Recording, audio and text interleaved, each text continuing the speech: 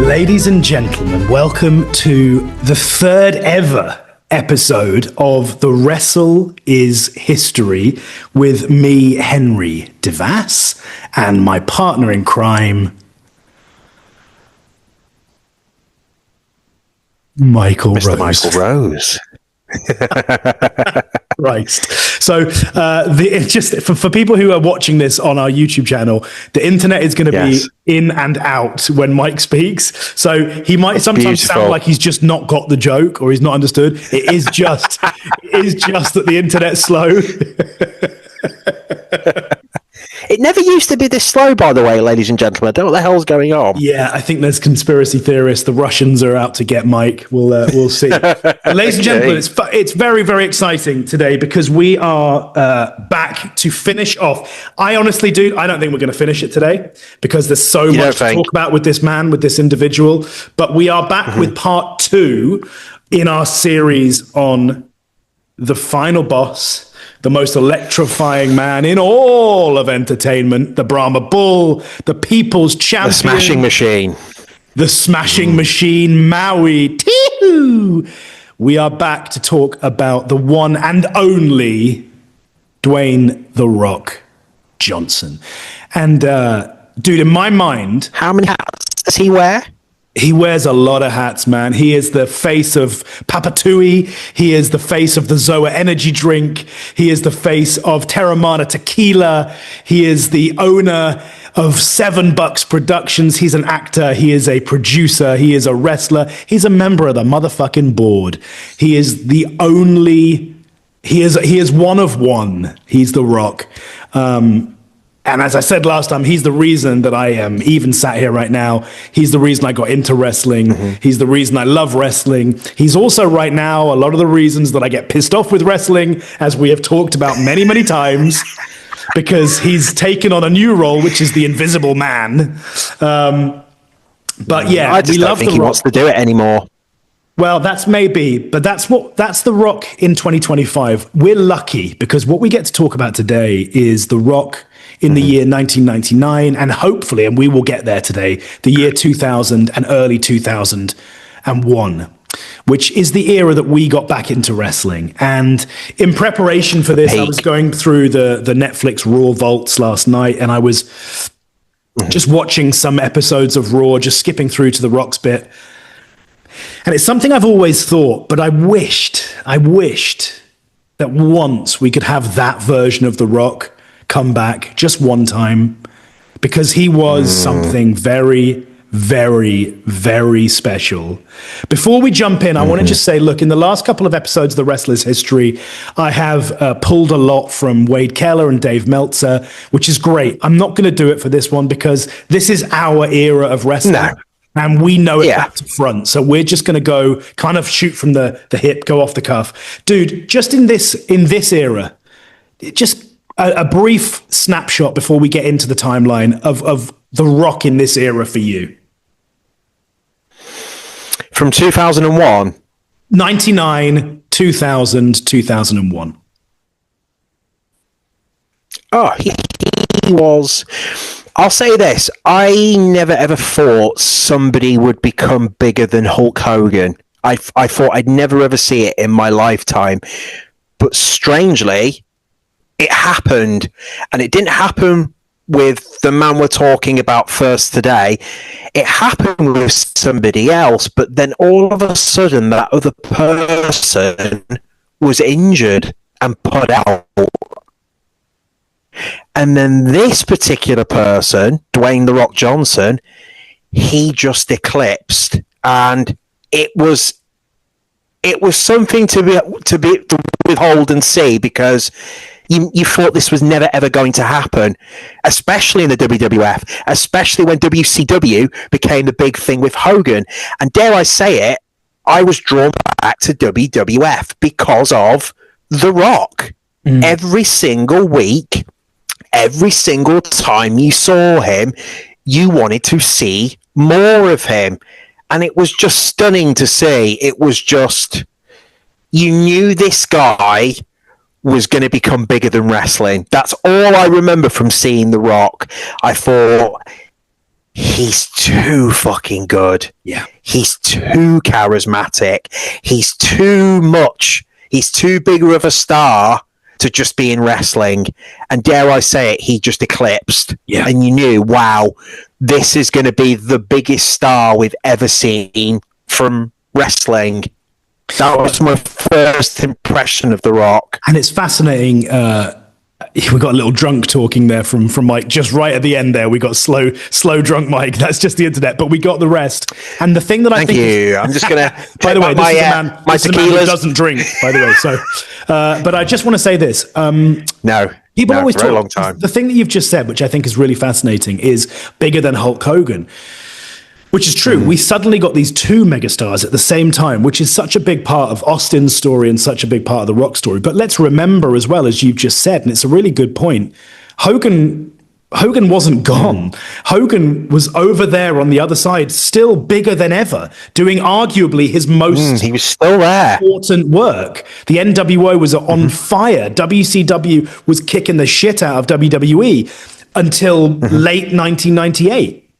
So we left our last episode with arguably the quickest, most meteoric rise of a new superstar in the history of WWE. We had, I think it's 2 years and 8 months from debut to main event of WrestleMania. Unparalleled success, unparalleled charisma, unparalleled to have a superstar like Steve Austin and then have somebody come up to meet him in the same time period. We left the last then Steve Austin was out. Then Austin was put out because of his neck. And then this guy just... I've never ever seen someone run with it like The Rock. I've never seen that run, and I don't think we'll ever see that ever again. He was just on fire. It's interesting. We're going to get to Austin going out fairly soon because we left off at WrestleMania 15, which was the very first Rock versus Austin WrestleMania main event. Rock was at that time a part of the corporation. Yeah. He was still a bad guy, but everybody who's watched that match will recognize that he got a lot of cheers. He was getting huge pops. His catchphrases were massively over. But before we could get to the official turn the Rock face, bear in mind, he'd only been a heel for about 5 months because he turned at Survivor Series. It's a very small heel turn. Yeah. They just wanted to do it because it was the final push he needed. Before we get to his face turn, we have one more Steve Austin versus The Rock match. And that, of course, is The Rock versus Stone Cold Steve Austin in a no-holds-barred match at Backlash. This was sick, man. We had some great entertainment leading up to this. We had Rock throwing Austin off the bridge. We had Rock... what an iconic moment. Incredible. So iconic. Incredible. We had Rock, you want this WWF title? You take it to hell with you. And it was the Brahma Bull belt was what they were talking about. The smoking skulls. And we never got it. We never got the but we never got the Brahma belt. I know. Did we? It was the smoking skull. We were supposed to. We always saw it on WWF. What was the Shop Zone? We always used to see the Brahma Bull belt, and we never fucking got it. So yeah, it was Stone Cold's kind of iconic smoking skull belt. The corporation had taken.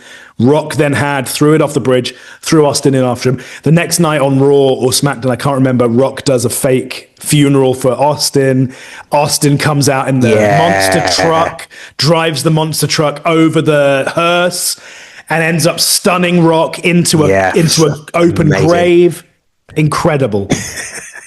We have the drama with Austin turning up again in a monster truck and running over the Rock's Lincoln Continental. I'll never forget it. The Rock's facial expressions in this scene were just incredible. Absolutely incredible. So we get to this match, and I have to say, it's actually a match that I remember really, really, really well. I don't know why, because I wasn't actually actively watching it at that stage. But when we started watching it in 2000, obviously I went back and I bought a load of the old pay-per-views. And I had this on video, VHS Backlash. And so I know this match so inside and out. It's obviously the match that has the iconic moment where The Rock takes the camera and he's filming and then he gets stunned whilst he's holding the camera. It's absolutely incredible. incredible. Yeah. They brawl all over the building. I know Meltzer gave it 4.5 stars. He said it was even better. Oh, fuck him. Don't mention him. He's fucking dickhead. Fuck him. He's a dick. He said it was all of that stuff. No. But going back to him quickly, all of that stuff from that era was 5-star Meltzer. So shut the fuck up. He said it was even better than their WrestleMania match, and I agree. It was a hell of a match. It was a great match, and Austin wins clean, and Austin is off to the races. They're going to kind of move away. Now, this is where things become interesting, because literally the next night, The Rock is fired from the corporation by Shane McMahon, and he is now a fully fledged babyface.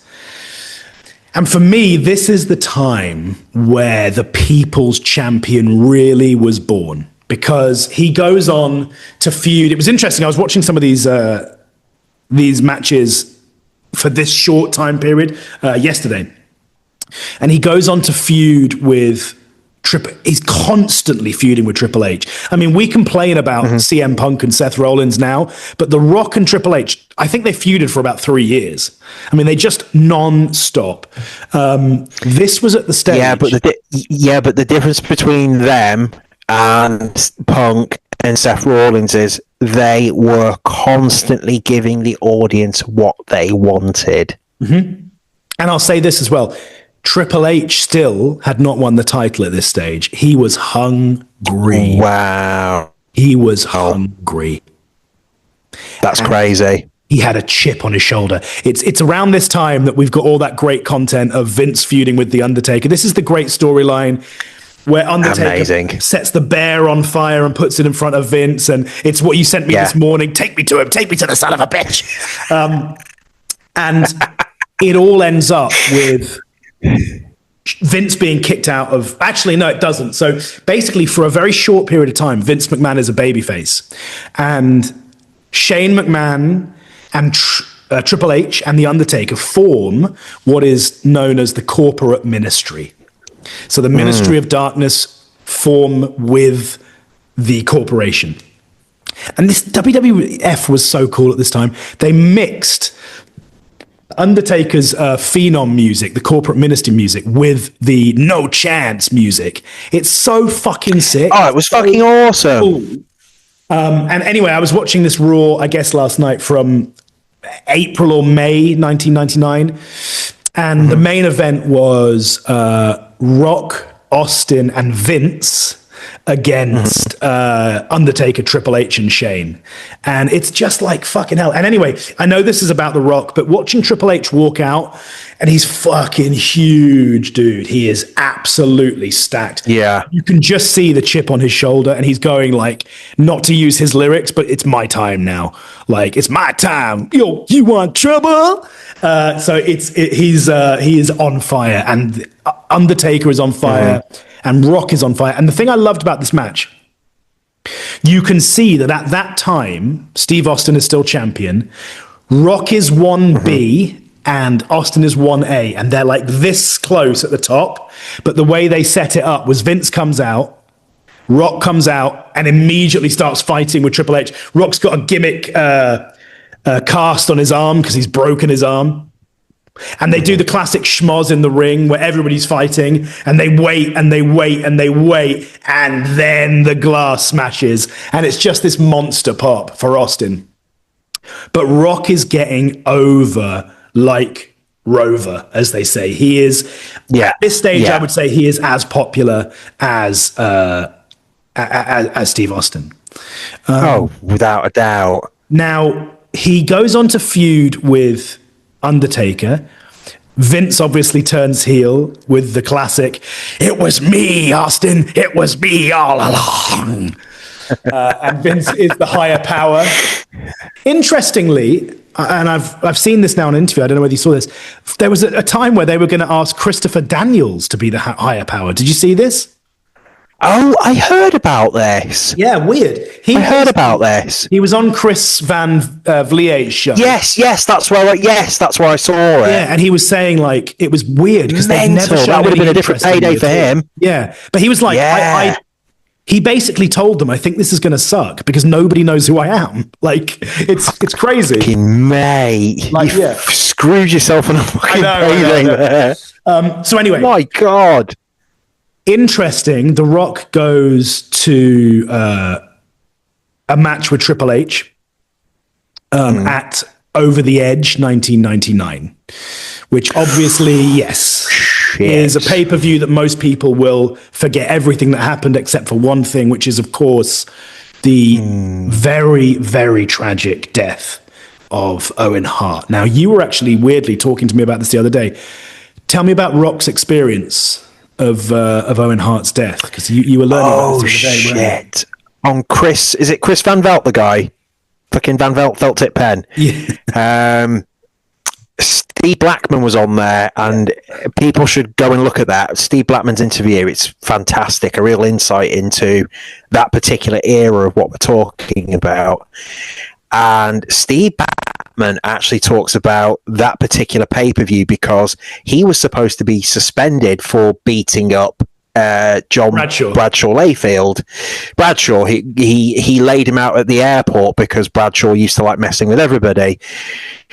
And he remembers being backstage, being ready to either be fired or fined a lot of money. And he's left alone, strangely.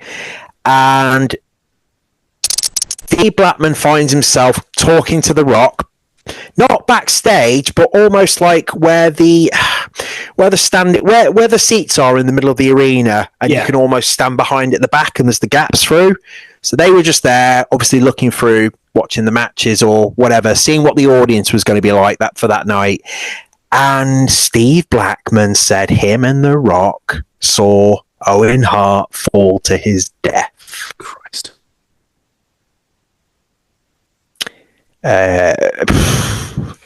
Rock has never mentioned it, and I can probably understand why, because, dear God.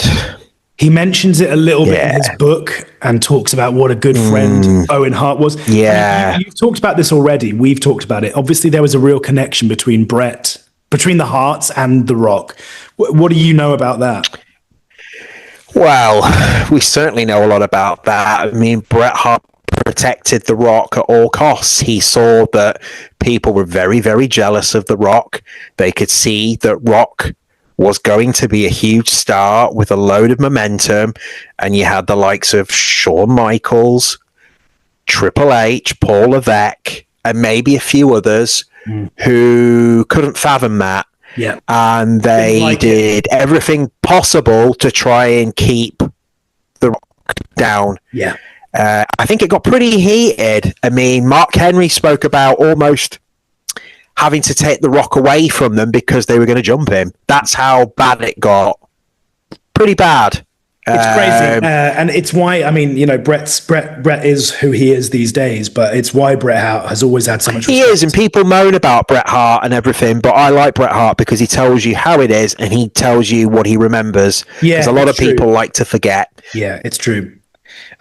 We should mention that obviously in April of this year, of 1999, WWE introduced their second weekly show, which of course was named SmackDown. I mean, we just forgot that. You know, let's not forget that the show. I mean, for God's sakes, the guy had one of his catchphrases. They named a fucking show after it. Not only that, but let's just remember that it was 4 years ago, where I stood in the shower and the news was released that SmackDown has been bought for $1 billion. Let's not forget, crazy. Without The Rock, there is no SmackDown, right? How crazy to think the guy debuted in 1996 and in 1999 they're naming a show on worldwide television after him. So again, let's talk about all time. Also in the dictionary, isn't it? Also in the dictionary, it is now in the dictionary. Of The Rock. Yeah, I mean it's crazy. The cultural. Mick Foley was talking about this. For Christ's sakes, a word. He's made up a word that's been put in the dictionary. You can't get any bigger than that. No, it's why, to be honest, when people have this discussion about who's the biggest wrestler, the most famous wrestler, the most of all time, the answer is The Rock. He is. Hands He might not down. be the best. Look, if you're asking a bunch of hardcore wrestling fans, they're going to say Steve Austin. Well, yeah, they're never going to say. I would say Steve Austin as well, because Austin was within the wrestling world, the impact Austin had. And obviously outside of it, he transcended wrestling, don't get me wrong. But just look at some of the things that Rock has achieved. I mean, it's just absurd. But I have to say this, Rock still is not retired. No, I know. He's still not retired. And this is so important what we're talking about right now, because Rock still has not finished his career. I know. That's what's so fucking crazy. And he keeps evolving. We'll get to that later, because we will probably have to do a third episode about The Rock in the last decade, which is fascinating. But we'll stick to where we are now. So yeah, Rock, oh my God. Rock has his match against Triple H at Over the Edge. He wins that match. He then goes on to a feud with The Undertaker. Now, I actually watched this the other night, and it was the first time I'd seen Rock come out in his classic $500 shirt, shades. Amazing. Comes out, he does finally. The Rock has come back to Indianapolis. And he challenges, he tells Undertaker to roll your head down your back and stick it straight up your candy ass. Vince comes out, and it's hilarious, because Vince says something like, the only thing around here with more attitude than me is one of those gaudy shirts. Does he actually say that? Yeah. And he books Rock against Triple H and The Undertaker in a handicap match. If Rock can win that match, he gets to face Undertaker at King of the Ring for the WWF title. By hook or by crook, The Rock beats Triple H and The Undertaker in the same match, right? This is how over the guy is.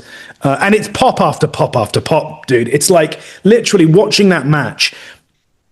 Every move Rock does, it elicits just a crazy response. Like reaction. It's funny. I was trying to think about it. We were talking 2 nights ago on the Wrestle review about how everything is just a little bit sterilized these days.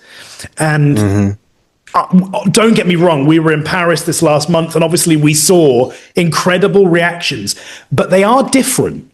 They are different reactions. Because in Paris it was great, but it wasn't pandemonium. It wasn't like people were falling out of their seats. It was loud, and it was sing-song, and it was excited. But when Rock goes to give Undertaker the people's elbow, people are literally falling out of their seats. They're like falling. And when Austin comes out, I mean, it is a different reaction to anything else. The cameras shake, the whole building. The King even says when Rock or Austin come out, it's like you can't hear yourself. It's just crazy. And I don't think we'll ever see that again. Well, the last time I saw it, I don't think, was when CM Punk returned. That's the only time these days. This is in AEW. This is in AEW. No, when he came back in WWE as well. When that happened, it was like, but even his reaction, and it gave me flashbacks a little bit when he returned in AEW during COVID. It gave me serious flashbacks of what we used to see. Yeah, I agree. But my point is that I was quite. My point is that nowadays it's only on a crazy surprise that you get that reaction. This was every Monday night. Oh well, this was every Monday night, but everything Rock did in the ring. Yeah, it was Rock wild. It was just something different. So anyway, Rock goes on to lose that match against The Undertaker at King of the Ring. Obviously, his popularity is still growing. He then goes on he loses a number 1 contender match to Triple H. This is when they're trying to get Triple H to be the champion heel. And this is where Rock goes on to feud. A feud that most people forget, but a promo people never will. I'll read a few lines from the promo, dude. See if you can tell me who we're talking about. The night you won King of the Ring, you got down on your knees, put your little hands together and said a prayer. And it sounded something like this. Oh, dear God, you see, my name's Billy, and I just won King of the Ring. But there's one problem. Everybody still thinks that I absolutely suck. I love it so much. And in that promo, Rock had anything the Rock said, he could make people believe anything. He would put mentioning Billy Gunn. It would put Billy Gunn over doing that promo. I mean, bear in mind, this promo was delivered on an episode of Heat. Yeah, which is Rock was just on another level. It's my favorite Rock promo of all time. I suspect it's everybody's. It's my favorite. My second favorite actually comes at next year's WrestleMania. My third favorite is when he returned and talked about John Cena Fruity Pebbles for the first time. That was incredible. But that was fucking another awesome. line from this, which I just think is great. And then at that point, Billy, your house started to shake. The heavens opened up, and God himself spoke to you and said, "Bob, but my name's Billy. It doesn't matter what your name is." I mean, come on. Come on. Yeah, I mean... Rock goes on to have a kiss my ass match. Jesus Christ. Right. A kiss my ass was with match. Vince? With Billy Gunn at SummerSlam. Yeah, but I'm saying what was with Vince? The two Vinces, Vince McMahon and Vince Russo. I don't know. Fucking hell. So he wins the match at SummerSlam. He gets his own signature match. Now, bearing in mind, at this time, a lot of wrestlers had their own match. Mankind had the Boiler Room Brawl. Undertaker had the Casket match. Kane had the Inferno match.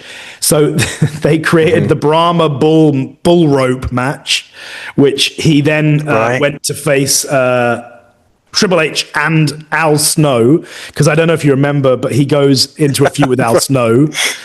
I mean, it's so funny, isn't it? Because we criticize a lot these days when, Cody's feuding with... I mean, Drew McIntyre is obviously a lot more over than Al Snow, but when feuds don't mean anything. But here's a point I want to make. Rock, when he was turned face in 1999, was fed a lot of bullshit. No disrespect, but Billy Gunn was not over at all. Al Snow, sure as shit, wasn't over. He got fed a lot of bullshit, but he made it work. He did, but Rock, I think, especially with Vince McMahon, I think Rock honestly wanted to show that he could literally make everything magic, and he did. And he did. There isn't a miss in this era at all. And we are about to come to one of, I mean, if you talk about ratings, the highest rated segment in the history of professional wrestling. We're about to come to the tag team of Mankind and The Rock and Sock connection. Now, bear in mind, this is 8 months after Rock and Mankind had their I Quit match, which we spoke about on the last episode, where Rock delivered. And we had a conversation with Mick Foley about this. It's crazy. Again, we sat down and interviewed Mick Foley and talked about it. Kind of incredible. But Rock and Mankind were the first. Well, they weren't the first, but they're the most famous, I guess, certainly from the Attitude Era, odd couple tag team. And it led up. They won the tag team championships from Undertaker and Big Show. But it led up to this very special segment, which is the Rock's "This Is Your Life" segment. Absolutely. That's probably the greatest segment. I mean, ever. It's peak wrestling in terms of entertainment. That was WWF at its peak at that very moment. I love it because for many reasons. Obviously, Mick Foley has talked about how Vince said they didn't have as much time as they should have had, and he said that you get 10 minutes, and then Mick Foley argued, and then they ran over, and he was furious, and then they saw the ratings, and the ratings were huge. The highest ratings, an 8.4. Was it how much was it? Was it 8.4? Which is, I mean, nowadays, bear in mind, and I know it's a different world, nowadays they get between 1.5 and 2. Crazy. Unbelievable. So This is the segment where Rock brings out Mick Foley. Sorry, Mankind brings out Rock's high school girlfriend, the Rock's coach, some old lady, and the Rock insults all of them, and it's just fucking hysterical. It's great shit. It's where the classic quote, "The Rock's birthday is May 2nd, you stupid son of a bitch," comes from. That's why I always know the Rock's birthday is May 2nd, and it led to more matches. We had the Rock and Mankind versus New Age Outlaws. We go to October, and this is 1999. Rock and Mankind are still feuding together. Now, around this time, as many people will remember, so what is it, 1999? So that is 26 years ago. 26 years ago, almost to the month. Where has that time gone? Almost 26 years ago that Steve Austin was run down by a mysterious assailant at the Survivor Series. That we all know who that turned out to be. But because Austin had a very, very serious neck operation. Daddy. Yeah. The daddy of, what did you call him? Scotty Too Hotty. Yeah. So the number one guy in the company, in the business, the biggest superstar at that point of all time goes down with an injury. If that happened today, it would be huge. Then they just passed the ball to The Rock. And Christ alive, did The Rock run with that ball. Because we now get to the year, I'm getting goosebumps even saying it. We now get to the year 2000. Mad. This is, for me and for you, the year that our lives changed. I remember, I've talked about it, seeing The Rock in 1999, but I remember watching bits of the Royal Rumble, and this is where I saw... On Channel 4. Channel 4, The Rock's promo gets cut. That says, "You monkey crap." The Rock says, "You take 2 quarts of a bottle of monkey." But he does the epic promo before the Royal Rumble at Madison Square Garden, where he says he's going to toss 29 jabronis over the top rope. And it's where The Rock eliminates the Big Show. Or does he? Because in the Royal Rumble, this is where Rock's foot hits the floor at the same time as Big Show's foot hits the floor. So we get this convoluted storyline where Rock and Big Show are feuding after Royal Rumble. Now, obviously, Royal Rumble 2000, there's a billion things we could talk about. For me, as an early era fan, this is the first pay-per-view I ever saw bits of. It wasn't my first. My first comes in a few months at WrestleMania, but it was the first that I had watched little bits of. Obviously, the match that everybody remembers is Cactus Jack and Triple H. Now, Triple H had already become the WWF champion. He was now with Stephanie McMahon. He had the feud where he had married Stephanie in Las Vegas. Stephanie and Vince and Triple H had a feud. Yeah. Vince and Triple H had a match at Armageddon where Stephanie turned on her dad. And we're now into the McMahon-Helmsley era where Triple H runs the show. How ironic that 26 years later... Fucking hell, he had his fingers in the pie already. Crazy. They had fired Mick Foley on television. The Rock, I remember this clear as day, told every superstar to come out. So do I. Yeah. Held and he's in his red shirt. Hostage, You will reinstate Mick Foley? No. Yeah. Amazing. Just amazing. Oh, cool. Goosebumps, dude. So the Cactus Jack, and we will do a whole episode on Mick Foley, but the Cactus Jack versus Triple H street fight at Madison Square Garden was incredible. There's an amazing moment where Rock comes out to help Mick Foley, who is handcuffed. It's a throwback to their match a year earlier. He comes out, hits Triple H with the chair, and unlocks Mick Foley's handcuffs. Also at that Royal Rumble, we had the Dudley Boys against the Hardy Boys in a table match. Incredible. But Rock wins just the Royal amazing. All of this stuff. Oh my God. Just incredible. Absolutely incredible. Rock then goes on to Backlash. Now, Rock is the number one contender. And now I don't know the reason behind this. The thinking was it was going to be Rock against Triple H in the main event of WrestleMania. But somewhere along the line, Right. they lose confidence in that. Now, I don't know whether it's because... In who? Who did they lose confidence in? Not in anybody. They lost confidence in that match as a one-on-one match. Now, I don't know if it's because they thought, well, we want to do this later. I don't know if it's because they thought we've done it too much already.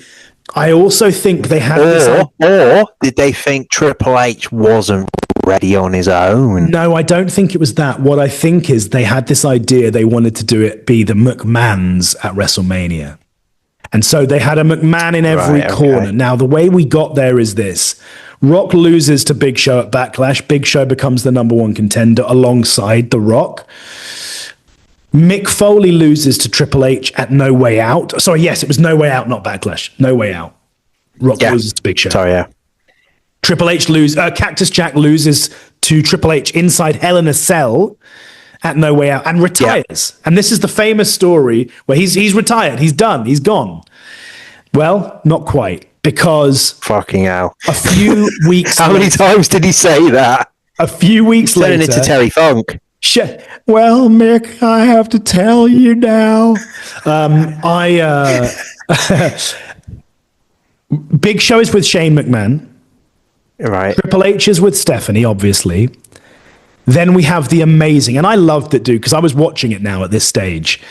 Where oh yeah, this was when you started. I had just started getting zoned in with it, and I'm watching this main event, and The Rock's getting the piss kicked out of him, and then a limousine pulls up, and Vince McMahon gets out, and the crowd go fucking crazy. And I thought, my God, this is the biggest face of all time. This guy's the biggest baby face of all time, Vince McMahon. I don't know who he is. He must be a really good guy. What an amazing fellow. My God, were you wrong? Boy, was I wrong. And then, of course, on the next week, Linda McMahon, with all her charisma, comes back. Yeah, you love Linda McMahon. Christ. And reinstates Mick Foley for one night only. Henry, I want a divorce. So we get to my first pay-per-view. The pay-per-view I have watched more than any other. WrestleMania 2000. I mean... fucking awesome. Oh, just awesome. Incredible. You can't even compare wrestling now to that. I'm sorry. I mean, the reality is, dude, if I watched it now, it's not even that great of a show. But for me then, dude, honestly, but so incredible. We had the first ever ladder match for the TLC, for the championships, tag team championships. Mm-hmm. Edge and Christian, Dudley's, Hardy's. I mean, just fucking unbelievable. Just unbelievable, all of it. Jericho versus Angle versus Benoit in a 2-hour 3-falls match for the European title and the Intercontinental title. Yeah. And of course, we had the Fatal 4-Way, in which The Rock delivers one of my favorite promos of all time beforehand. After every chokeslam, after every mandible claw, after every pedigree, after every rock bottom, The Rock says, finally. Absolutely incredible goosebumps. And I'm thinking about it now. It's just amazing. It was the first time, I believe, unless somebody can correct me, that WrestleMania ended with not a face winning the title. Because how interesting! Because it's my favorite heel turn of all time. And again, I bet if you were an adult watching it, you saw it coming. I didn't know it was coming. Vince McMahon picks up the chair. It's just Rock and Triple H in the ring. Vince is going to hit Triple H, and then he stutters to the side and he clocks The Rock in the face. 1, 2, 3, still the WWF champion, Triple H. And I just remember The Rock looking up, blood coming down his face, and he just mouths, "You son of a bitch." And Vince does the big gulp. Triple H gets knocked to the outside. Vince takes a rock bottom. And then WrestleMania finishes with Stephanie McMahon getting in the ring and slapping The Rock in the face. And this is not the year 2025, people. This is the year 2000. The Rock doesn't even hesitate. He rock bottoms the piss out of Stephanie McMahon, and then he gives her the people's elbow in the year 2000. That classic, iconic picture. I'm thinking of the WrestleMania book. Yeah. Literally, Rock is fucking, his elbow is drilling through her. And dude, I will say this. Absolutely incredible. 13-year-old Henry didn't give a shit about domestic abuse, clearly, because I was cheering my ass off. No, and neither did I. Just how iconic it is, dude. And it's funny. Just that image. I've been using Wikipedia, right, for the last year. I don't need Wikipedia for anything else this year. No, because I know it. You don't. It's because we know on my it brain. to the back of our fucking hands. I'm going to go back to what Henad said to me earlier. What is your moment you remember of The Rock, Mike? It's easy. This time I'm going to let it all go now. This time I'm going to stand up and shout. Hold on. We've got a whole year. We've got a whole year. Hold your fucking We've got a whole year, because I think we're going to end it just around there, because we now have Rock chasing the WWF title. We have Triple H in the McMahon-Helmsley faction with Vince, with Shane, with Stephanie. It's the whole thing. The New Age Outlaws are there. Skinny little X-Pac is there. They're all involved. And The Rock is on fucking fire. And The Rock gets his rematch at Backlash 2000. And here's where, again, dude, I think he's the greatest babyface I ever saw. I think with Austin. Rock and Austin. But look, Rock is probably... Honestly, I think Rock is probably the greatest babyface with Stone Cold Steve Austin I've ever seen. In that era, honestly, he was untouchable. And I remember the feeling that I got as a kid. Untouchable. He was, and it's something you spoke about in regards to CM Punk at Clash in Paris. You said about something you hadn't seen in a long time. Yes. Doing whatever it takes, never giving up. Not the John Cena bullshit, never give up. But I'm going to just, no matter what you do, I'm coming for you. You're making me believe. You're making me believe. What I believe, and I'll say it again, I was a kid and I was bullied and I was shy and I was scared, and I was watching a man who was getting the shit kicked out of him every week, and it didn't matter what was happening. He would stand up and he would tell you, just bring it, and he would put you down. You cannot, he used to say it, you can't stop The Rock. And this was a great time for it. So we get the lead up to Backlash, and of course the big hook for Backlash is, will Stone Cold Steve Austin be in The Rock's corner? Because Linda McMahon, who was the equalizer at that stage, said Steve Austin will be in The Rock's corner to equal out Vince. It's, of course, where Austin appeared on the final episode of SmackDown before Backlash, dropped the huge concrete block on the DX Express, and delivered the famous promo. The only side that Stone Cold Steve Austin will ever be on is his own, and that's the bottom line. I mean, just fucking incredible. And then we get to Backlash, and it's the classic opening promo. What does he say? Where Vince says, booking scheduled to change. Steve Austin will not be here tonight.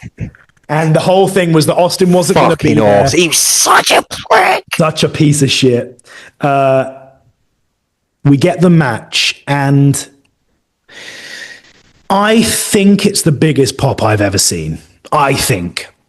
We have the McMahons in the ring, beating down. The Rock has given everything he can, but he can't overcome the odds. The referee's down. You all know it's coming. My goosebumps have got goosebumps. And the glass breaks. And I love him, a big beer-bellied, out of shape Steve Austin comes out. Doesn't matter though. He is crippled. He can't even walk. He can't do a stunner. He comes out with a chair. He knocks the shit out of Pat Patterson and Jerry Briscoe. Those dudes, I mean, honestly, it's one of the hardest chair shots I've ever fucking seen. That's amazing.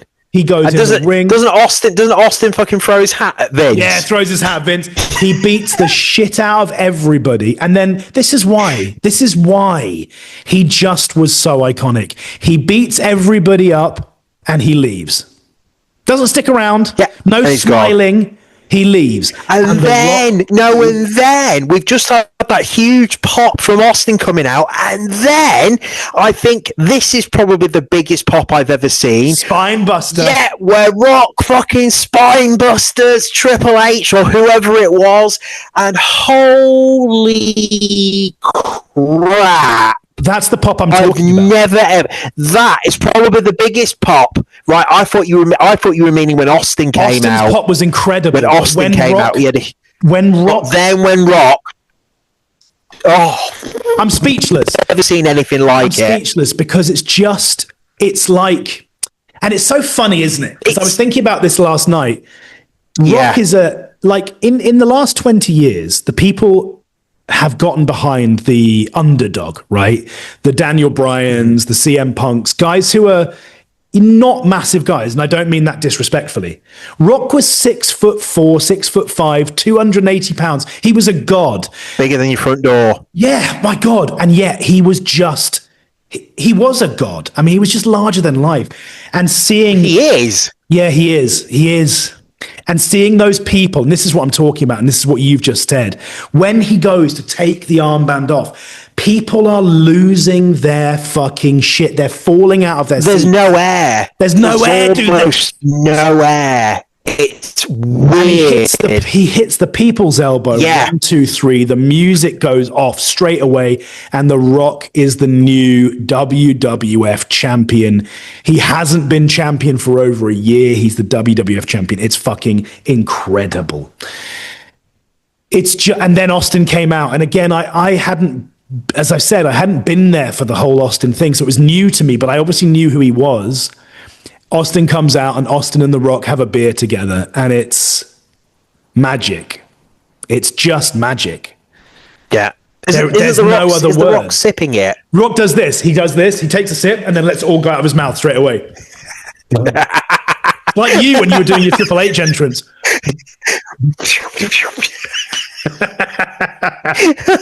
So then we get to my favorite match of all time. Don't know why it's my favorite match of all time, because it's not even that great. But at the time as a kid, I just thought this was the greatest thing of all time.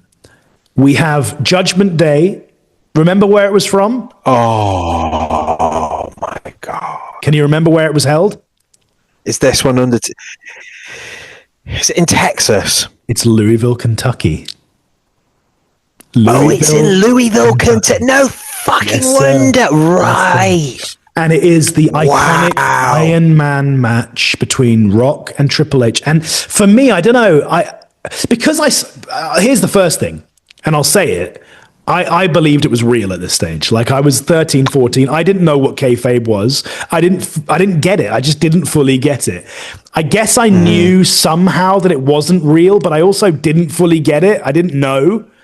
So it was like, it was all new to me. And so hearing that these guys were going to fight for an hour, and it didn't matter what they did, they had to fight for a whole hour. And then this arrogant son of a bitch was going to be the referee, called Shawn Michaels, with his skinny little pants on. It was just incredible. Now, interestingly, at this stage, Rock was gone for 2 weeks from television. Why was The Rock gone for 2 weeks from television? Because he went off to film The Mummy Returns. Oh, crap. It is this early on in The Rock's career. Wow. A movie star is born.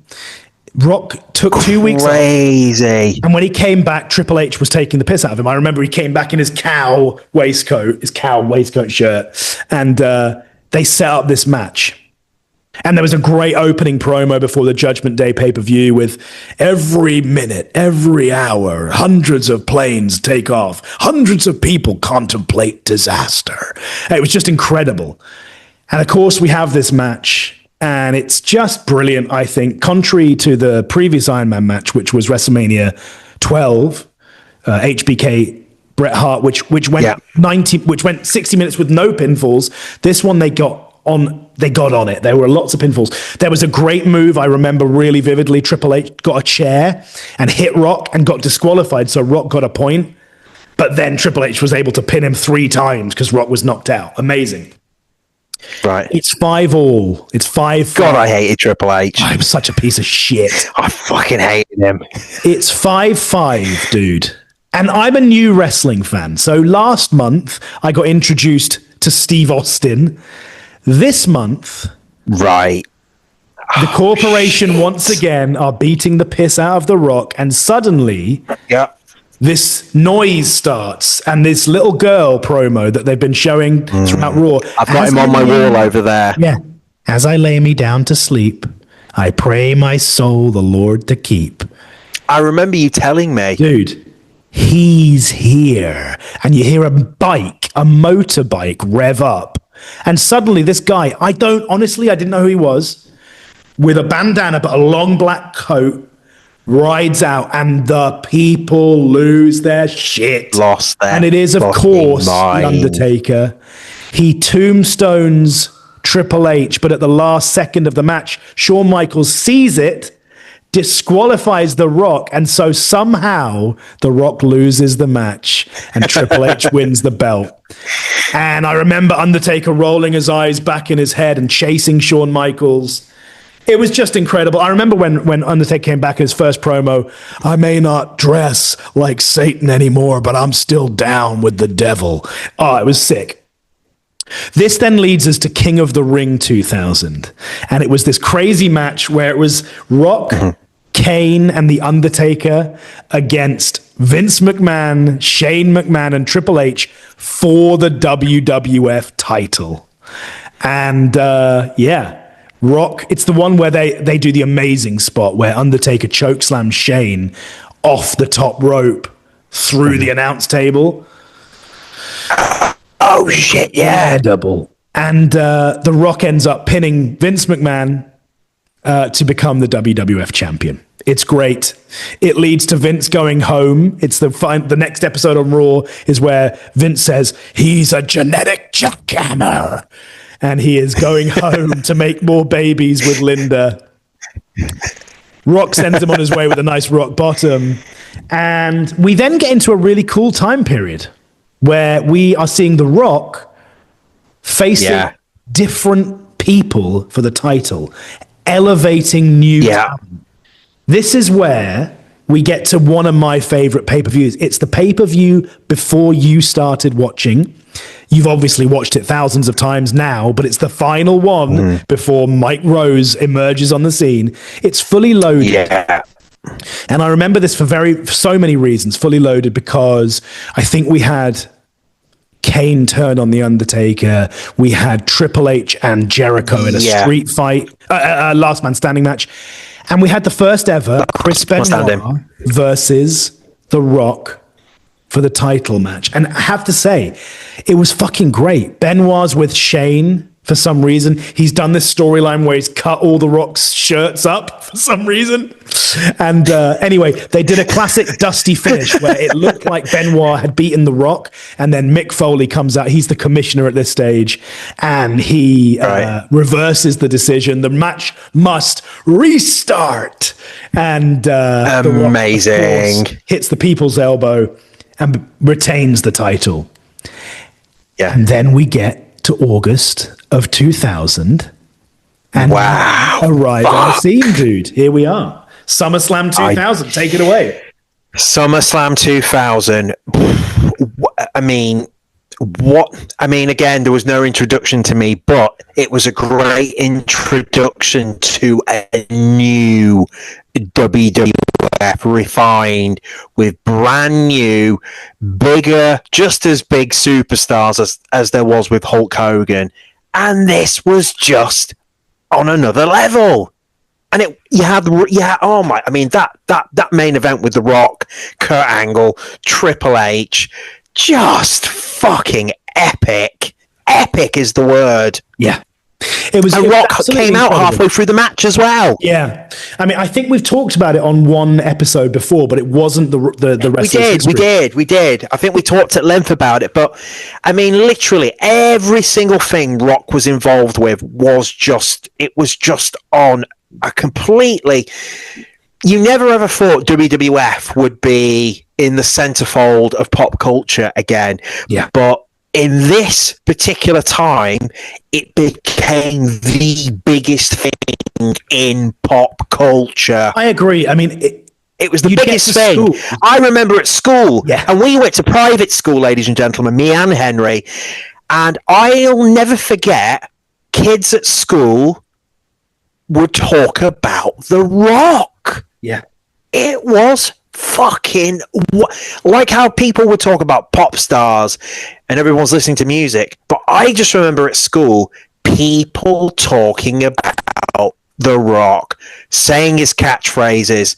It was just wild. Totally wild. And I just think it's important to state, like, we were both from this stage completely obsessed.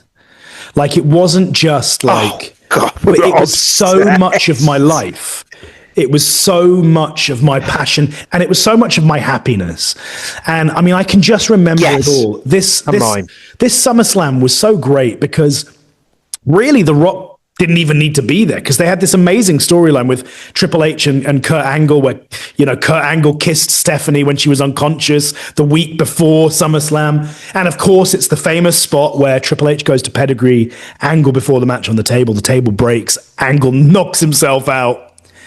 And then The Rock's music hits. What's that classic thing Kurt Angle said? Where is it that a guy and a girl can't just be friends? Yeah. Fucking I mean, again, look, there's another and dude he kisses Stephanie, and he's like that with a little fucking smile. cheeky. Yeah. It's so so funny. ridiculous. And I think Taz was commentating by this stage, and he's just hilarious. But Kurt Angle's another guy that we would do a whole show on, because he's just incredible. Oh, we need to. We need to fly through this, because we got to get to the end of this episode, and there's so much more to talk about. But I'm going to skip through some of it. Rock wins at SummerSlam. Rock then goes to Unforgiven. And again, listen to the lineup. It's a fatal four-way at Unforgiven. Rock, Undertaker, Kane, Chris Benoit. Rock wins. Rock then loses the title at No Mercy to Kurt Angle. Right. To Angle. Stephanie is in Angle's corner. Kurt Angle had been in the business, ladies and gentlemen, for less than a year, and he beat The Rock at No Mercy. Yeah, we've got to do an episode on Angle, definitely. And The Rock was happy to put him over, very happy to put him over, and gave him some good advice as well. At this stage, in the year 2000, at that pay-per-view that I just mentioned, Unforgiven, we had the return of the Texas Rattlesnake. Stone Cold Steve Austin turned to the WWF with his new music by Disturbed. Yeah, big time, big time. And Austin is on the hunt for who ran him down. And we get the iconic interview from Rikishi. I did it for the people. I did it for The Rock. Rikishi becomes a bad, bad man. And Rock and Austin are kept on separate sides of the field, because we know what we're going to build up to. Right. We know where we're going. We know where we're going. Into a feud, because Rock says, I never asked you to do this. You didn't do it for me. And Rikishi reveals, of course, that he did it for the dastardly son of a bitch, Triple H, who's behind everything, pulling the strings. Rock beats Rikishi at Survivor Series, and then, of course, it's Armageddon time.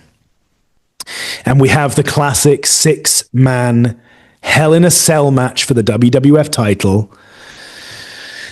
There's so much we could talk about with this match, and I actually think that one of the fun things to do, dude, at some stage would be to do a watch-along for some of the shows from 2000 and just comment on it. Absolutely. And this would be a show that I would do. But I want to point one thing out, because there is a moment in this match where fucking hell, goosebumps are going crazy. All the other competitors are on the outside, and The Rock turns around, and there is Stone Cold Steve Austin. And there is a moment, and then they start swinging the classic Austin Rock. Rock gets hit with the Luthez, and that's it. Then they don't touch again. But it was the moment that if anybody had any doubt as to what the main event of WrestleMania was going to be, that was the moment that clarified it. Oh my God. Rock then goes on to win the tag team championship with The Undertaker, weirdly beats Edge and Christian. They lose it back the next night. He keeps feuding with Kurt Angle. He does not win the Royal Rumble. Big Show comes out and screws The Rock. Steve Austin wins that Royal Rumble. We all remember that, with the chair, throwing Kane out, the blood coming down his face. So Steve Austin is the number one contender for WrestleMania. Kurt Angle is still your champion, and The Rock has a few things to say about it. He says, Kurt Angle, tick-tock, tick-tock, tick-tock. Your days as WWF champion are nearly over. If you smell, and true to form, at No Way Out 2001, despite Earl Hebner botching the 3 count, The Rock... Yeah, what the fuck? He didn't go ape shit about it as well. Hilarious. Rock hits Kurt Angle with the rock bottom. He goes to cover him. It's clearly the end of the match, and for some reason, Earl Hebner gets a fucking eyelash in his eye or whatever, doesn't quite realize, and thinks Kurt Angle kicked out. So then Rock just goes psycho, picks Angle up, rock bottoms him again and says, you fucking count, you piece of shit. 1, 2, 3. And dude, Rock becomes the WWF champion. Yeah. And WrestleMania 17 is on the cards. Rock is about to leave. And so this is it. This is where we're going to end it after this one last talking point, because Rock has signed on to film The Scorpion King. So he is going to leave WWF in April for 6 months. But before that, we have the feud that still brings tears to my eyes. Yeah, it's the single greatest moment in wrestling. I said, This Is Your Life was the greatest moment, and Hen was going to ask me right from the get-go, what's your favourite moment from The Rock that stands out? And it is this moment. I watched it live when Henry went skiing on holiday, but I watched it live with my brother, and I literally said, other than seeing Rock versus Cena in Miami with Hen, this was the greatest moment I've ever seen in wrestling. And I'm gonna throw to you again to talk about the match. But before we get there, we have this very strange, convoluted feud that in my mind then becomes one of the greatest of all time. We have Deborah, for some reason, being The Rock's manager. Yeah. And then they decide, fuck that. The Rock gets stunned by Austin. Austin gets rock bottomed by The Rock, and then they have a sit down, and it's the classic, the great JR sit down interview where The Rock says he will give you every ounce of sweat, every drop of blood, everything The Rock is at WrestleMania. You're going to get the absolute best of The Rock. And Austin says, I need this, Rock.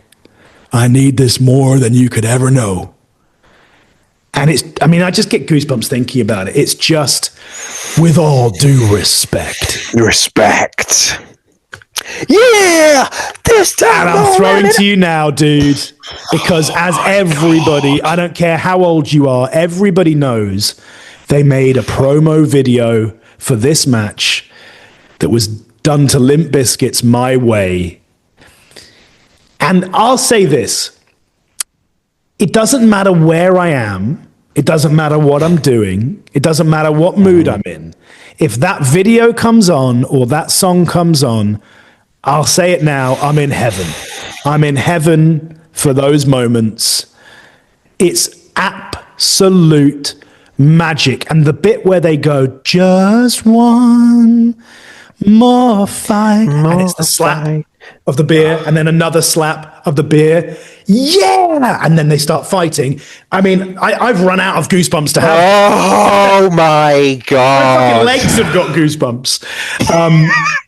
And then they have... You can't explain how great that moment is. It can't be done You can't again. explain it. It can't be done again. And we've said it, it's boring to say it now, but you started this podcast by saying it, and it's the most important thing about this whole thing. There were two. There were two. There was not one.